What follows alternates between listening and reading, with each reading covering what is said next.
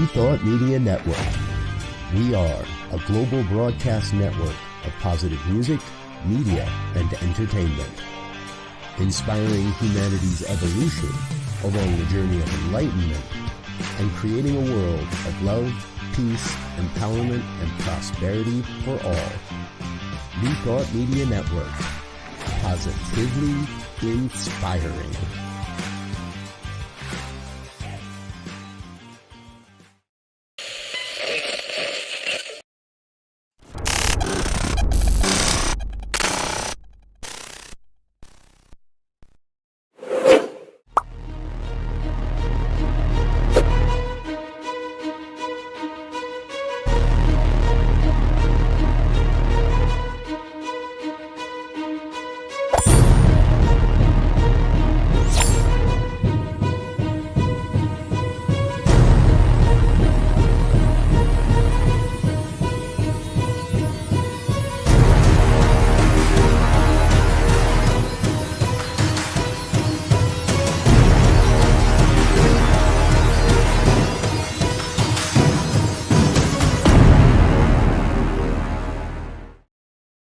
And hello again, dear ones. Dr. Robert with you here. It's 5 o'clock on the Mountain Time Zone, and that means it is time for, and now, the good news. Collection of good news stories that I love to share. Every time I'm here, I love sharing these stories. And we've got some things we've been following for a couple of years now tonight, as well as some stories that are just finding their way into the consciousness of humanity. And, that's really what we're doing here. We're working to support and uplift the consciousness of humanity as we explore these different programs and what's going on in the world. So I'm grateful you're with us. Thank you so much for being a part of what we're doing here on the New Thought Media Network. All right, let's jump right into it. Now, this is a story we have been following in the past. This company called Carb Fix, which works in partnership with a company called Swiss Climeworks up in Iceland. And back in 2021, they opened up a facility that's been pulling 4,000 tons of CO2 out of the atmosphere in the intervening years. They say it's the equivalent of taking about 870 cars off the road each year. And they've kind of outdone themselves. They now have a facility that's pulling 36,000 tons of carbon out of the air. That's projected. The facility just opened. But based on what they've done already, that's what's going to happen. The whole thing's powered by a geothermal energy system, so it's carbon negative. Oh my gosh. The system's called direct air capture. Now, some do criticize direct air capture as being ineffective, overly expensive, and just not going to make the numbers to make it effective. There are other very large operations in the process of being built or planned. There is a massive direct air capture facility that is planned for Wyoming. And they're saying they could be taking 5 million tons out of the air annually with that facility. Folks, that would go a long, long way towards reaching our climate budgets, our climate goals to help in climate change. Wow, what an interesting story. I love these kinds of things. Hey, here's something else that's really fun. Let's check this out. MIT makes an astonishing discovery that light can vaporize water without heat. Now, this doesn't happen all the time, but MIT this is being considered a major discovery about the basics of nature sciences of Earth. The scientists say the discovery could explain mysterious measurements in the literature of clouds, which may increase the presence of climate modeling, which also aiding in industrial applications. The discovery that evaporation could occur just with light, no heat necessary. Completely unexpected and surprising. The theory was then tested on 14 different measurement and testing systems to try and disprove what scientists thought they were finding. One consistent finding, however, was that the air temperature above the place that space where the water molecules were turning into gas would cool down briefly, then level out. And that is that's a definitive proof that thermal energy is not required. Not much in the story that I found that really tells us what this is going to do for us.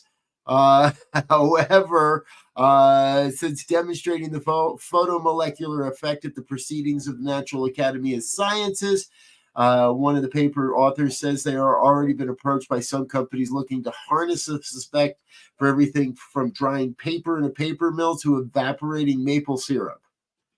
We'll keep an eye on this story, folks, and let you know what we find as we go along. Hey, we find many of our stories over at the goodnewsnetwork.org. That's goodnewsnetwork.org. Go over and give them some of the love and attention they deserve. They do a great job of curating good news that we can bring you here on Friday evenings. And if you know of a good news story or would like to share one with us, by all means, drop us an email, goodnews@ntmedia.org. That's goodnews@ntmedia.org. We may just feature the story that you share with us. All right, here's a great story. British telecom giant BT Group is now converting curbside cable boxes into charging stations for electric cars. Now, this is hoping to help Great Britain accelerate its transition to a net zero emissions economy. Many of BT Group's existing curbside cabinets are becoming obsolete as people moving to wireless telephone and cable provisions, and these boxes are not needed. But the same lines that provide electricity to the boxes should be able to fully charge an electric vehicle, experts there say, in about 6 to 8 hours. These street cabinets are known in the industry as DSLAM boxes, which stands for Digital Subscriber Line Access Multiplier, DSLAMs. And are able to furnish, and they furnish various telecom services, so no additional power lines need to be added for the charging station, and no digging, no trenching. The first conversion has already been done, and BT Group is envisioning a payment application over the phone or via contact wireless payments. Those are all happening now, but hasn't released any pricing details. Currently, there are about 54,000 charging stations in the United Kingdom, but drivers' number one reason for selecting an internal combustion engine vehicle is the anxiety that a charging station won't be available along their route if they're driving an EV. Britain hopes to alleviate this by adding over 300,000 charging stations, and BT is planning to refit as many as 600 DSLAM cabinets by the end of just this year. I think we can get BT Group moving a little faster, don't you, folks? I do. Hey, I like this story too. And if you'd like to drop a comment as we go tonight, please feel free. This one's a heartwarmer. This is all happening down in Henry County. That's in Missouri, outside of Kansas City. The Calhoun Volunteer Fire Department has been on a resurgence over the last several years, having fallen into almost almost going extinct. They did eventually find a new fire chief, Mark Harden, who came into the position back in 2021. During that time, he has done numerous initiatives to help rebuild the fire department. And recently, longtime resident Sam Sloan felt that Harden was doing the job needed and donated $500,000 to the Calhoun Volunteer Fire Department. Sloan, while humbled by the recognition, insisted that his contribution is simply an investment in the community's safety. Sam Sloan, you're a great man. We thank you for being on the planet. I think that's great work that you're doing there. $500,000 to help a fledgling fire department. And the new fire chief raised the ranks from one firefighter, him, to over 28 volunteers in just the last few years. Good work there. Hey, we're going to take a real quick break, let a couple of our sponsors and individuals say hi, let you learn a little bit more about what happens here on the New Thought Media Network. However, we got a lot more good news coming after the break. Please don't go away. Stay with us. Let your friends and family know they can still tune in, like, share, and subscribe, all that good stuff. We'll be back in just a minute with more good news here on the New Thought Media Network.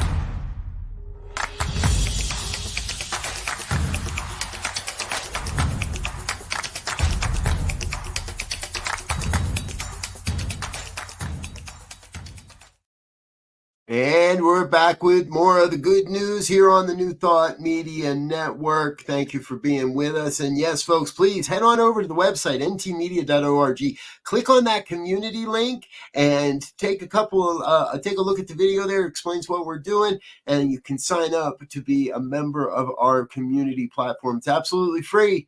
And you learn more about all the great programming we have here on New Thought Media Network and all the people that are making it happen.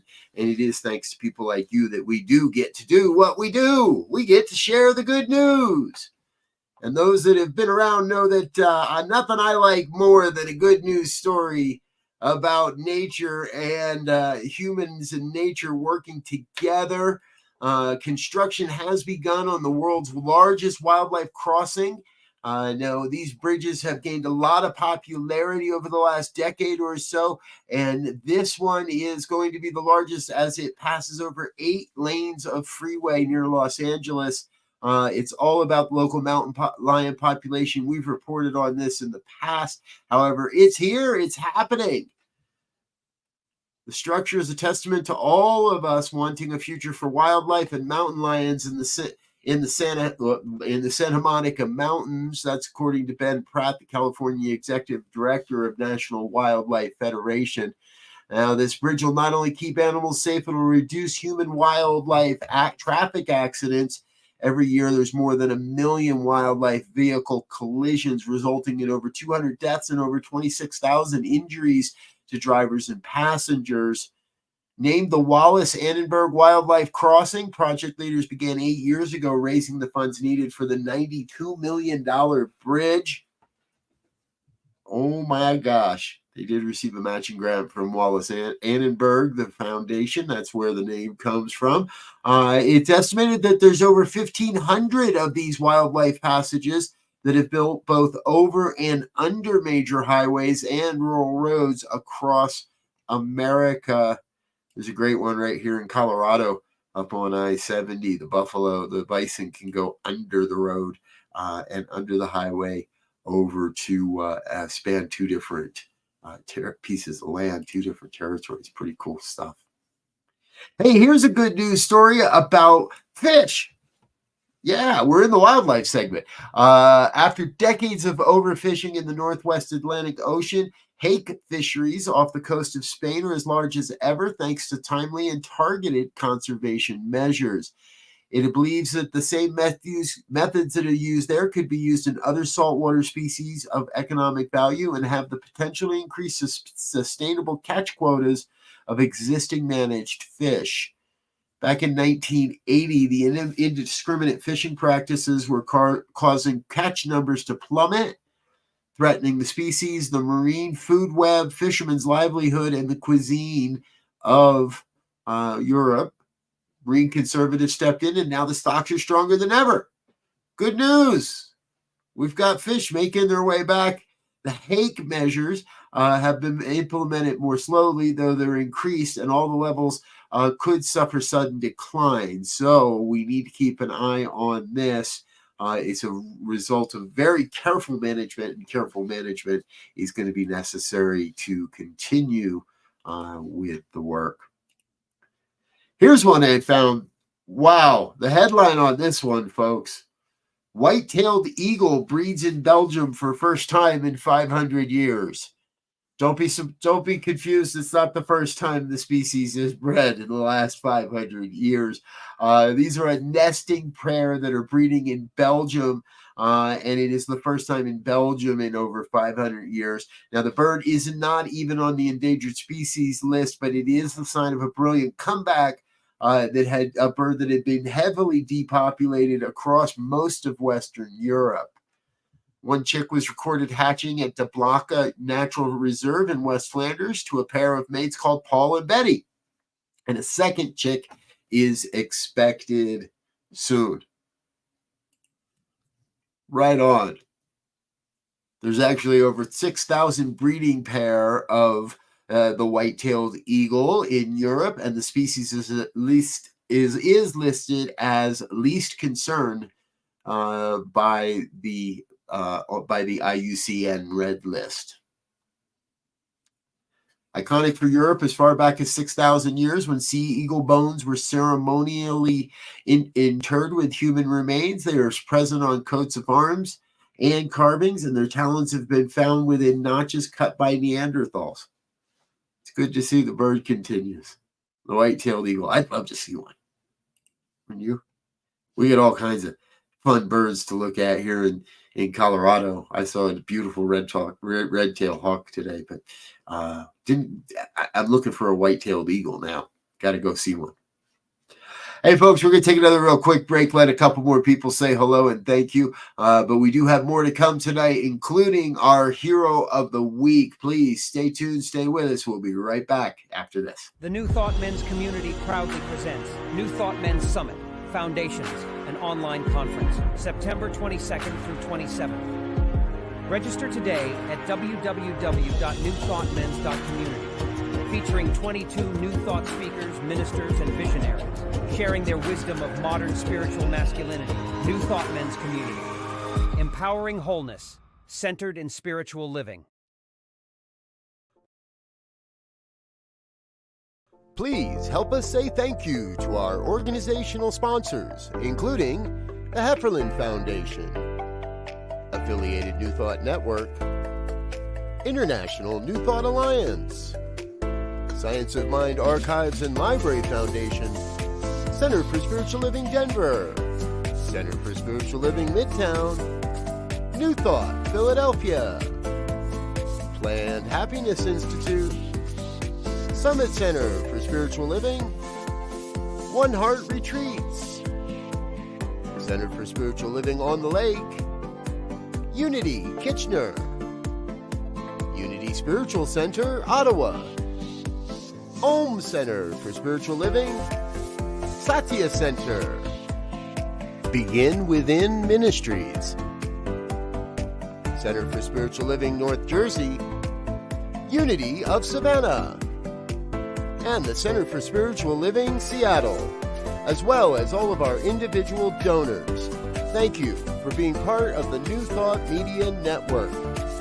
Please like, share, and subscribe. New Thought Media Network, positively inspiring. Yes, thank you to all of our organizational sponsors and individual donors. Your financial contributions go a long way to helping us keep this ministry moving, keep us sharing this message out across the world. And that includes the good news. I want to share with you some more good news stories we found this week. And first up again in this section, we're going back to Santa Ana, California, where there's a struggle for consistent access to nutritious food and healthy food. Well, a group of individuals in the city decided to make a difference. Their motto is doing good for all. Sounds familiar to this station. And those have become more than just words. It's a guiding principle that sparked a movement of compassion and generation. They're called the Seba Collective. It's a free drive-through food pantry and emerged as a beacon of hope during the challenging times of COVID-19. Founded by dedicated groups of Sikhs, the grassroots initiative started small but quickly gained momentum as it addressed the pressing issues of food insecurity in the community. Today, they have accomplished providing 4 million meals to those in need over the last few years. The Save Collective continues to grow and expand its reach. They say they have cars that start lining up at 3, 4 in the morning when they have their food offering. And now the area is a food desert, so this is even more important. And not just that they're providing food, but providing fresh food options. Leaders say they're not just addressing hunger, they're addressing long-term health outcomes by providing and helping people get off of all the processed foods, all the stuff that's not good for us. Good work out there. And it's amazing, but I found this story and it fits right in. A food bank in Texas is building affordable housing on the lot next to their food bank. All this is to help people that are juggling with homelessness and need a place to be as well as food. It's a 51-unit apartment complex. It hasn't gone up yet, but planning has begun for the facilities. It's all being set up as temporary housing to help people get off the streets and back into permanent housing. There's going to be job trainings and other things as well. 30 minutes outside of San Antonio, the community is New Braunfels. It's actually one of the largest growing communities. Eric Cooper, the president and CEO of the San Antonio Food Bank, said, "What we know about a food insecure household is that rent eats first in every household budget. If we can provide food that in some way allows a family to cost shift their dollars to stay housed, for food banks across the country, hundreds of millions of dollars in the value of food is offsetting rent payments going to landlords." Good work. Good work, folks in San Antonio. Thank you for being part of the good news that's happening in our country.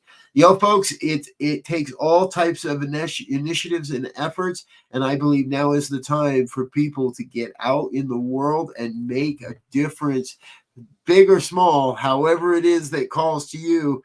And now is the time. And so I want to introduce you to Araba Mays. Now, this all started just a few years ago as well. Araba was taking time to read to a neighborhood child, and more kids started to show up. Then she knew what to do. After a while, she just tried to get rid of them, like, go home and read. And the kids said, "We don't have any books." Well, that's when she realized she had to do something, and she started a nonprofit. The name is Story Maze Books. She started by working in her local library, in her nearest library, which wasn't all that close anyway, as she's in what people call a book desert in Baltimore. Well, through the use of free book vending machines and marketing through TikTok and Instagram, she was able to continue her attempt to raise money for books.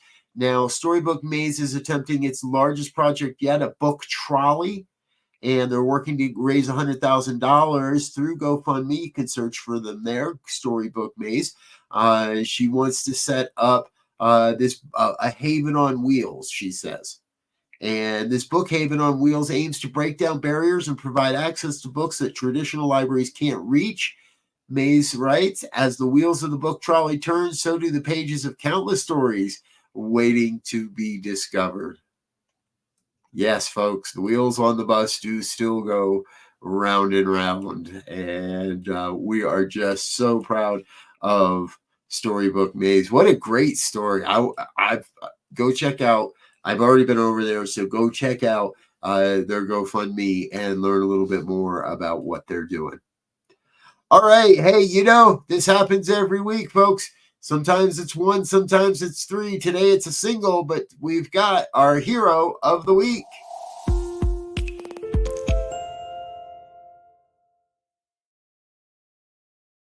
I'd like to introduce you to eighth grade AC Holland III. AC is being hailed by a hero by local police enforcement, firefighters, rescuers. Everybody in town thinks AC's just the cat's meow.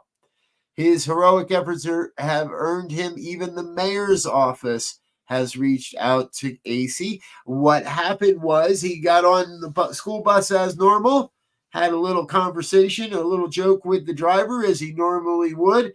But after sitting down and noticed that something wasn't right, the bus driver missed a turn and then missed another turn. AC walked to the front of the bus and realized that the driver was slumped over. Her foot was on the pedal, and the bus was starting to go faster and faster. Thinking quick and thinking on his feet, he helped the lady. He moved the lady aside, took over the bus, and pulled over. I think if I was in middle school, eighth grade, I'd be pulling over too. The school even said that Holland's leadership and compassion is something they witness daily. But the incident, which happened back in April, takes it all to the next level. Everyone's pretty proud of AC. We're pretty proud of AC too. Thank you, AC, for being a hero of the week here on the New Thought Media Network. And folks, I want to thank you for joining us tonight.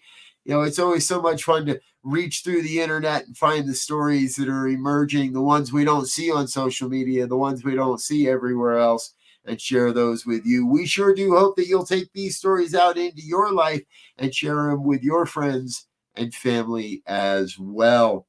I'm almost out of here, but before I go, I do want to remind you we've got a little more to come here today on New Thought Media Network. Reverend Michael Mangus is up next at the top of the hour, just a short half hour from now. He'll be with us for the fireside chat. It happens every Friday at 6 o'clock Mountain, 8 o'clock Eastern time.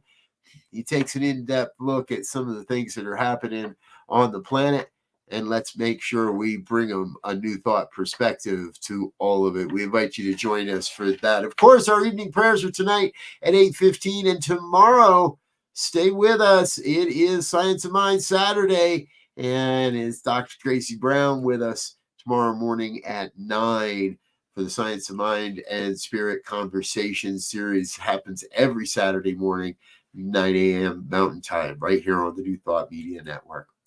All right, I'm Reverend Robert. I'm going to get out of here for now. Until next time, I want to thank you and wish you peace and richest blessings.